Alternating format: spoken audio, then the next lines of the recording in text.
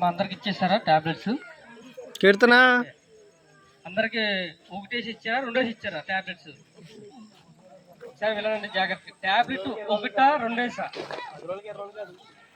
సరే ఎన్ని రోజులకి ఇచ్చుంటారు టాబ్లెట్లు? నెలకి 2 నెలలకి ఇచ్చిమిచ్చు నెల రోజులకి ఒక్కొక్కరికి మ్యాక్సిమం నెల రోజులకి టాబ్లెట్ ఇవ్వడం జరిగింది. ఇది ఏ హాస్పిటల్కి వెళ్ళినా నెల రోజులకి ఎవరు కూడా మెడిసిన్స్ ఇవ్వరు. 1 వీక్ వారానికి తప్ప నెల రోజులకి ఎవరికి ఇవ్వరు. కనుక విషయాలు ఏంటంటే దేవుని యొక్క ప్రేమను బట్టి మేము ఇవ్వడానికి ప్రభు మాకు సహాయం చేశారు. అర్థమవుతుందమ్మా? మేము కూడా ఒకప్పుడు ప్రభు నమ్ముకోలేదు. కాబట్టి మీరు ప్రభు నమ్ముకొని ఇక్కడ జోషి గారిని ఒక దైవ సేవకులు ఇక్కడ ఉన్నారు. చక్కగా మీరు ప్రార్థనకి వెళ్ళండి, తెలుసుకోండి. ఆయనకి ఏది కావాల్సిన మీరు ప్రార్థన చేసినప్పుడు ప్రార్థన చేయించుకుని చక్కగా ఆయన నమ్ముకుంటే మీకు రక్షణ ఉంది. ఒకప్పుడు నమ్ముకోకుండా లోకంలో జీవించి ఉన్నప్పుడు దేవుడు మమ్మల్ని రక్షించుకున్నాడు. ఇప్పుడు దేవుని ప్రేమను మేము ఎలా చేయాలి అన్నప్పుడు మేము ప్రార్థన చేసుకోగా ఇలాగ మందులు ఇవ్వడానికి ప్రభు సాయం చేశారు. వాస్తవానికి ఏమైనా హాస్పిటల్ వారు ఇలాగ ఇస్తారండి? నెల రోజులు ఇస్తారా? గిఫ్ట్ ఇస్తే వారం రోజుల కంటే ఎవరు కూడా ఎక్కువ ఇవ్వరు. కాబట్టి అవసరంలో ఉన్నవారు, ఇబ్బంది ఉన్నవారికి వారికి నెల కాదు 2 నెలలకు కూడా ఇవ్వడం జరిగింది. ఇదంతా కూడా దేనివల్ల అంటే ఆ గాడ్ ఈజ్ గ్రేట్ అనమాట. ఆయన గొప్పవాడు. కాబట్టి ఆ గొప్పవాడు మీరు ఏం చేయాలి? ట్యాబ్లెట్ వేసుకునేటప్పుడు ప్రభువా మీ ద్వారా మాకు సహాయం అందింది నాయన, మమ్మల్ని తగ్గించండి, మా పాపాలు క్షమించండి, మాలో ఉన్న రోగాలు ఎలాగైతే ఉన్నాయో పాపాలు కూడా ఈ లోకంలో ఉన్నాయి, అందులో మేము ఉన్నాము, కాబట్టి మేము పాపలో జీవిస్తాం, మమ్మల్ని పాపలు జీవితంలో దయచేయండి అని మీరు ఏం చేయాలంట? బిల్లలు వేసుకునేటప్పుడు ప్రార్థన చేసుకుని వేసుకోవాలి. అర్థమవుతుందమ్మా? వేసుకుంటే దేవుడు సహాయం చేస్తాడు. చాలా మంది వచ్చారు, మరి వెళ్ళిపోయారు. కనుక మరి వారికి ఇచ్చి మేము చెప్పలేకపోయాం, ఎందుకంటే ముందుగా చెప్పడం జరిగింది కొన్ని విషయాలు. కాబట్టి మీరు ఏంటంటే మీరు వంట చేసుకునే టైం అయిపోతుంది కనుక మేము పంపించడానికి ఇష్టపడ్డాం. అంత మాత్రమే కాదు, ఏమి ఇచ్చాం ఇంకా అమ్మా? పిల్లలకి ఏమి ఇచ్చాం ఇంకా? పిల్లలకు కూడా బట్టలు ఇవ్వడం జరిగింది. అలాగే చక్కగా చాక్లెట్స్ అని, ఇలాగ బిస్కెట్స్ అని, కేక్స్ అని ఇవ్వడం జరిగింది. ఎన్ని ఎలాగే ఇవ్వడతారు? ఏ హాస్పిటల్ వారు ఇలాగ ఇస్తారా? ఏ హాస్పిటల్ ఇలా వచ్చి ఇచ్చారా ఇప్పుడైనా? అంటే భోజనం పెట్టి లేక ఏదైనా ఒక రకంగా చేయవచ్చేమో కానీ ఇన్ని రకాల వైద్యము ఎవరూ చేయలేరు. కాబట్టి విషయాలు ఏంటంటే దేవుని యొక్క ప్రేమ ద్వారా చేయగలుగుతున్నాం. ఆ దేవతి దేవుడు గొప్ప దేవుడు.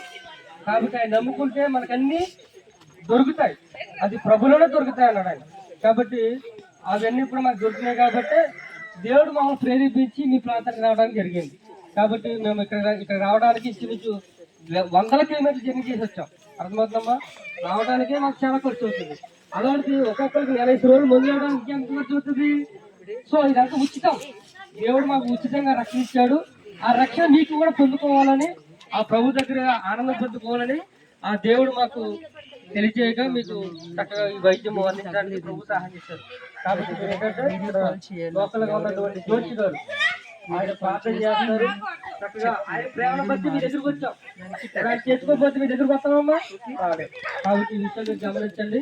చక్కగా దేవుణ్ణి అనుసరించండి, సత్యాన్ని వెతకండి. ఏది సత్యమో ఏది అసత్యము గుడ్డిగా మనము ఎన్నో రకాలుగా చేస్తూ ఉంటాం కార్యాలు కదా.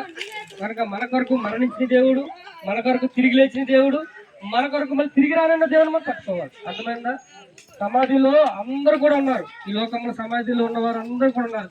కాబట్టి దేవుడికి సమాధి అక్కర్లేదండి. ఆయన సజీవుడు, ఆయన మరణలేని దేవుడు. కాబట్టి ఆ దేవుడు పట్టుకోవాలి. మేము ఆ దేవుడు పట్టుకున్నాం కాబట్టి మీకు ఇవ్వగలిగాం. ఒకవేళ ఈ లోకంలో ప్రకృతిని కానీ లేక ఇవన్నీ పట్టుకుంటే మీకు ఏమి సహాయం చేయకూడదు. కాబట్టి ఆ సత్యమైన పట్టుకున్నాం కాబట్టి ఆ సత్యమైనటువంటి ప్రేమను మీకు చూపించగలం. ఇదంతా కూడా దేవుని ప్రేమ. ఒక్కొక్కరికి మెడిసిన్స్ చెప్పాలంటే 500 రూపాయలు. మీకు చూడడానికే వాటికి ఎంత తీసుకుంటారమ్మా? 500 రూపాయలు. అది కాకుండా మెడిసిన్స్ అదొక 500 పైన తీసుకుంటారు.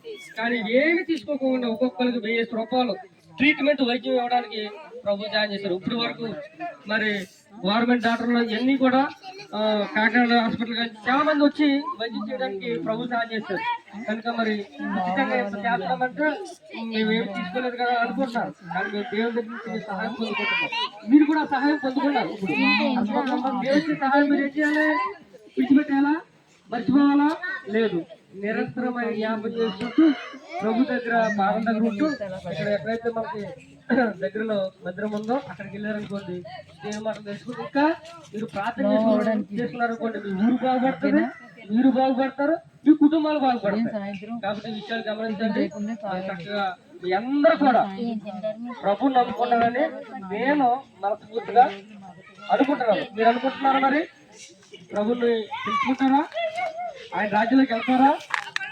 చేతులు పెట్టలేకుండా నేను ఇక్కడి నుంచి పాపం చేయను, భూతలాలను దొంగతనం చేయను, ఎవరిని మోసం చేయను, ఇక్కడి నుంచి నా పాపం దేవుడు నాకు క్షమిస్తాడు అని నమ్మకంతో మీరు ఏం చేయాలంట? ప్రార్థన చేసుకోవాలి. ఏమి చేయాలమ్మా? ఒక్క ప్రార్థన చేసుకుంటే దేవుడు మీకు సహాయం చేస్తాడు. ఎవరు సహాయం చేయరు. ఏ మానవుడు కూడా మీకు సహాయం చేయడు. ఆయనే మాత్రమే సహాయం చేయగలుగుతాడు. ఆయన సహాయం ద్వారానే మేము మీ దగ్గరికి వచ్చి సహాయము చేస్తున్నాం. అర్థమవుతుందమ్మా? కాబట్టి ఈ సహాయం మీరు ఏం చేయాలి? నలుగురికి చెప్పమన్నాడు. సమరయ స్త్రీ బాగుపడిన తర్వాత ఆ ఊరినే కదిలించిందంటండి. యోహాను సువార్త 4:26 ఉన్నది బైబిల్లో. కాబట్టి మనము అందరికీ తెలియచేయాలి. ఆయన చేసిన కార్యాలు ఎవరు చెప్పాలంట? మా ఇంటి పక్క వారికి, కాలేంటి వారికి, ఆ పక్క ఊరికి. మీరు పనులకి వెళ్తారు కదా, అక్కడ కూడా చెప్పాలి. అయ్యా మాకు ఈ దేవుడు సహాయం చేశాడు, ఈ రోజు నాకు 1000 రూపాయలు మంది ఇచ్చాడండి అని చెప్పుకోవాలి. చెప్పుకోవచ్చా చెప్పకూడదా? ఇవాళ ఉచితంగా ఇచ్చాడు దేవుడు? ఇచ్చారు. కాబట్టి మీరు ఏం చేయాలంటే ఆయన స్మరించుకోవాలి, ఆయన జ్ఞాపం చేసుకుని మీరు ప్రార్థన ఇంటి దగ్గర చేసుకోవాలి. మీ దగ్గరలో ఇక్కడ మందిరం ఉంటే మందిరానికి చక్కగా వెళ్ళండి. అర్థమవుతుందా? కాబట్టి మనం ఈ విషయాలు మీకు చెప్పడం వరకు మేము ఉండమన్నాం. లాస్ట్లో మరి డాక్టర్స్ కూడా చక్కగా మరి ఎంతో దూరం నుంచి వచ్చారు. ఎందుకంటే మా దేవుడు ఇచ్చినటువంటి ప్రేమను బట్టి, మా ప్రేమను బట్టి వారు రావడానికి సహాయం చేశారు ప్రభు. అలాగే మరి ఇక్కడ అక్కడ అందరూ మాట్లాడుకుంటారు కదండి, ఎవరి గారి సంబంధం ఉండదు. కానీ దేవుడి ప్రేమ బట్టి మనం అందరూ కూడా సంబంధం కలిగి ఉన్నాం. ఎవరి సంబంధం అంటామా? వాళ్ళ మనకు సంబంధం లేదు. కానీ దేవుడి ప్రేమను బట్టి అందరూ కలిసి పరిచయం చేస్తాం. అర్థమవుతుందమ్మా? కలిసి ఈ పరిచయలో మేమందరం కూడా పాలుభాగవడానికి ఎవరైనా పనులు ఉన్నా ఇవన్నీ విడిచిపెట్టేస్తాం. ఈ ఒక్కరోజు ఎవరి కోసం అంటే దేవుడి కోసం విడిచిపెట్టేస్తాం. కాబట్టి మీరు కూడా మరి చక్కగా దేవుడిని నమ్ముకొని మీరు ఏమి విడిచిపెట్టట్లేదు. ఒక పాపాలు మాత్రం విడిచిపెట్టమన్నాం. అమ్మా ఏమి విడిచిపెట్టాలంట? మీరు పాపాలు, మోసాలు, దొంగతనం ఈ లోకం జరుగుతున్నాయి కదమ్మా, అన్నీ జరుగుతున్నాయి. తాగుబోదు. ఇప్పుడు ఏదో కళ్ళు అంట. ఏం కళ్ళు అమ్మా? అది జిలుగు కళ్ళు. ఈ తాగేసి చాలా బాగుంది అన్నారు ఒక ఆయన వచ్చి. నాకు భార్య లేదు ఎవరన్నా జిలుగు కళ్ళు ఉంటే చాలా అంటాడు ఆయన. ఏమ్మా ఆ కళ్ళు అయితే మనమే ఉన్నాం అక్కడ. కాబట్టి ఇదంతా కూడా ప్రేమలో మనం జీవిస్తాం. ఇటువంటివన్నీ తాగి మన ప్రాణాలు పోతాయి. తక్కువ సమయంలోనే చనిపోతాం. కాబట్టి దేవుడు చనిపోవడానికి ఇష్టపడతలేదు. ఆయన మన ప్రకృతిని ఇచ్చాడంటే ప్రకృతిని మనం వినియోగించుకోవాలి. కానీ మనం వ్యసనాలకు వినియోగించుకోమని చెప్పలే. కాబట్టి మనం వ్యసనాలు వినియోగించుకొని మన జీవితాలు పాడు చేసుకుంటున్నాం. దానికి తగ్గ వైద్యం కూడా దేవుడు ఇచ్చాడు. అయినా మనం ఇంకా వ్యసనాలకు వెళ్ళిపోమనుకుంటే దేవుడు సహాయం చేస్తాడా? ఇంక చేయడానికి దేవుడి దగ్గరికి తీసుకెళ్ళిపోవడానికి ఈ లోకంలో మనం ఏమి అనుభవించుకుని ముందు వెళ్ళిపోతాం. కాబట్టి ఈ విషయాలు మీరు గమనించండి, ప్రార్థన చేసుకోండి, ఆ దేవుడి మీద ఆధారపడండి. ప్రతిరోజు ప్రార్థన చేసుకుని ప్రభు నన్ను రక్షించండి, కాపాడండి. ఇక్కడ మా అయ్యగారు ఉన్నారు, ఒక అయ్యగారు దగ్గరికి వెళ్ళి అనేక మంది విషయాలు నేర్చుకోవాలని మీరు కొట్టేట్టు ఏం చేయాలి? అయ్యగారు మా ఇంటికి వచ్చి వాక్యము ప్రార్థన చేయాలి. మీరు అయ్యగారు కోరుకోవాలి. ఎవరు కోరుకోవాలంట? మీ దగ్గర ఉన్న వారిని ఏం చేయాలంట? మీరు కోరుకోవాలి. అమ్మా కోరుకోకుండా ఆ పని ఏదో చేసుకుంటారు, ఏదో వస్తాలే చాలా బాగా రాలేదులే, మరి వచ్చిన తర్వాత మరి ఏదైనా ఇవ్వలేమో అనుకోకండి. అమ్మా ఆయన చక్కగా ప్రేమించండి, ఆయన ఆదరించండి. ఆయన ద్వారా మీ దగ్గరికి వచ్చాం. ఆయన చెప్పబోతే మేము వచ్చామమ్మా. కాబట్టి ఈ విషయాలు గమనించండి, వారికి ప్రోత్సహించండి. ఆ నిజమైన సత్యమైనటువంటి దేవుణ్ణి మీరు నమ్ముకోవాలని ప్రేమకి మాటలు తెలియజేస్తున్నాం. సరే అండి, సమయంలో ఆఖరుగా చిన్న ప్రార్థన చేద్దాం. అందరూ కళ్ళు మూసుకోండి అమ్మా, అందరూ కళ్ళు మూసుకోండి. ఇక్కడి నుంచి నమ్మకంగా ప్రభువులో కొనసాగుతాము. మా పాపలు క్షమించబడ్డాయని దేవుని దగ్గర మీ మనసులో 1-2 మాటలు ప్రార్థన చేసుకోండి. ప్రభు ఎంత గొప్ప దేవుడునైనా, ఇంత సహాయం మాకు ఎవ్వరు చేయలేదనైనా, ఇంత సహాయము అది మీ ద్వారా దొరికిందని మీరు ప్రార్థన చేసుకోండి. దేవుడు ఆ సహాయం మీకు మా ద్వారా మీకు అనుగ్రహించాడు కనుక ఆ దేవుడి దగ్గర మీ పాపాలన్నీ కూడా విడిచిపెట్టి ఇక్కడి నుంచి అయ్యా నేను ఇంక పాపం చేయనయ్యా, ఇంకా బూతులాడినయ్యా, ఇంక దొంగతనం చేయా, ఇంక ఏమి చేయనయ్యా, నీ దగ్గరలో నీ సన్నిధిలో ఎప్పుడు కూడా ఉంటున్నాయని మీరు 1-2 మాటలు మనసులోని ప్రార్థన చేసుకుని ప్రభు ప్రార్థన దగ్గర పడి ప్రార్థన చేసుకుని తప్పుగా ప్రభు సహాయం చేస్తాడు, మేము క్షమిస్తాడు. అంత మాత్రమే కాదు, దేవుని దగ్గర వచ్చిన ఈ సహాయం కంటే ఇంకా గొప్ప సహాయం ఉంది. ఆ సహాయం మీరు పొందుకొని నిత్యరాజ్యానికి వెళ్ళాలని నేను ప్రేమతో మీ కొరకు చిన్న ప్రార్థన చేస్తున్నాను. కళ్ళు మూసుకోండి అమ్మా, కళ్ళారా, అక్క చెల్లిలారా మరి ప్రార్థన చేస్తున్నాం. పరిశుద్ధుడా, ప్రేమ కలమ తండ్రి, మీకు స్తోత్రాలు నాయన. ఇంతవరకు ప్రభువా నాయన నీ ప్రేమను ప్రకటించడానికి, నీ మాటలు వినడానికి ప్రభువా మరి అన్ని రకాలుగా మీరు సహాయము నేను మరి వస్త్రాలు ఇవ్వడానికి ప్రభావ మరి ఎంతగానో కృప చూపించారు. అలాగే చిన్నపిల్లలు ప్రభావ తల్లిదండ్రులు లేని వారు ఉన్నారు, తండ్రులు లేని వారు ఉన్నారు, దాని తల్లి ఉంటే తల్లి లేని వారు ఉన్నారు ప్రభావ. వారందరికీ అనాథలుగా ఉన్న మీరు తోడుగా ఉంటారని వాగ్దానం చేసిన దేవుడు నాయన. మా ప్రభావ మీరు జ్ఞాపం చేసుకోండి. ఇక్కడ ప్రాంత వాసులను ప్రభా నాయన మరి సరైన వస్త్రాలు, సరైనటువంటి వాహనాలు, సరైనటువంటి రోడ్లు వసతులు లేవు ప్రభావ.